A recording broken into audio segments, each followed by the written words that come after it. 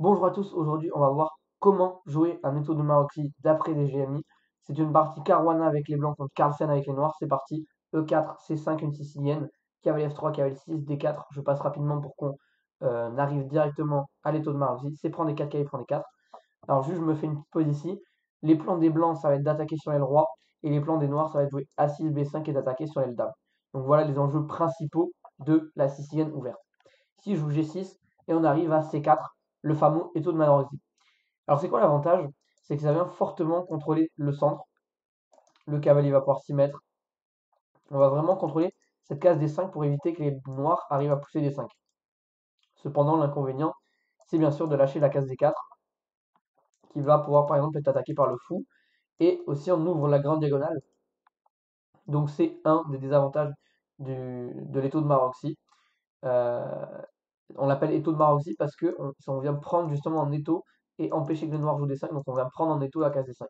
Ici je joue cavalier F6, attaque le pion E4, cavalier C3 défend et D6. Du coup on peut pas jouer des 5 donc on joue D6. On joue F3 et on va commencer à essayer de préparer notre attaque. G4 H4, l'attaque classique, l'attaque yougoslave. Carlsen qui prend, dame prend et maintenant fou G7, c'est un truc classique pour que la dame soit en face du vis-à-vis du fou. Fou E3, développement classique, rock. Et ici, vu qu'il voit que le fou maintenant est défendu, parce qu'avant, s'il faisait une découverte avec ici cavalier H5, c'est pas très grave, ça permet même de réorganiser les blocs, parce qu'il peut jouer dame D2 pour venir taper la case H6. Maintenant,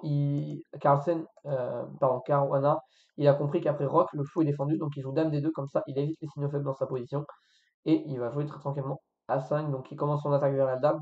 La case B5 et la case D5 sont vachement contrôlées, donc le jeu va passer par l'option A.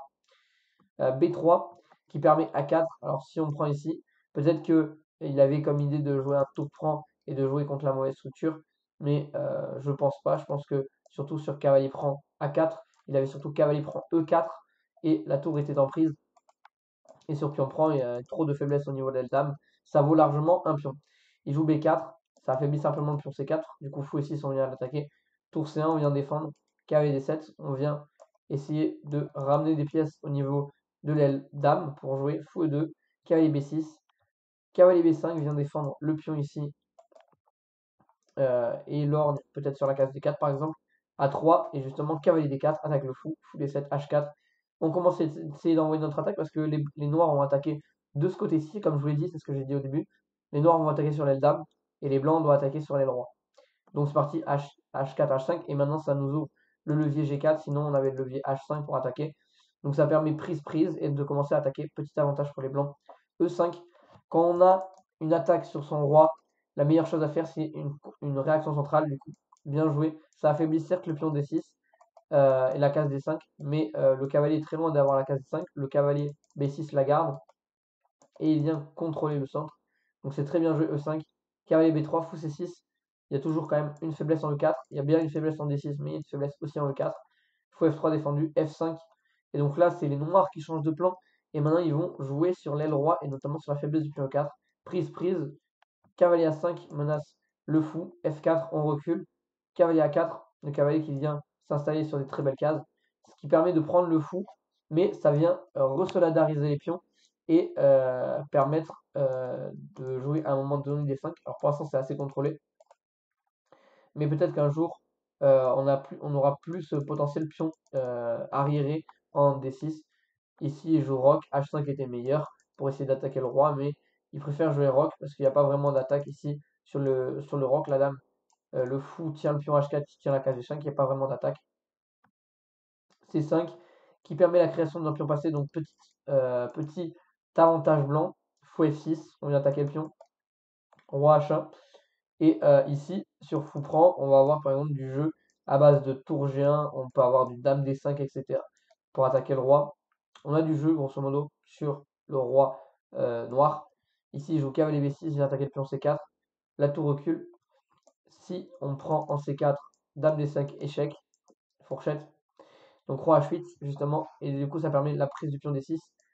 L'échange contre le pion C4. Le cavalier était très bien placé, donc on a toujours un pion passé qui est faible et le pion passé C5 est faible. Les blancs ont la paire de fous et les noirs ont un mauvais fou. C'est pour ça qu'il y a un petit avantage blanc, mais c'est pas grand chose.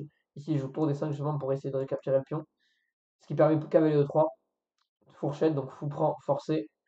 Bon, si on prend ici, de toute manière, on peut prendre H4, donc il n'y a pas vraiment d'intérêt, on joue plutôt fou E2, mais il décide de jouer fou prend H4, et Caruana qui va jouer cette finale, qui est totalement égale, on échange les tours, on a enfin un pion de moins, mais après fou prend C4, vous voyez, on va tourner en fait avec les fous, et tant que le pion E3 ne va pas à dame, on va juste tourner avec fou sur la diagonale, on va empêcher que ce pion aille à dame, et c'est totalement match nul.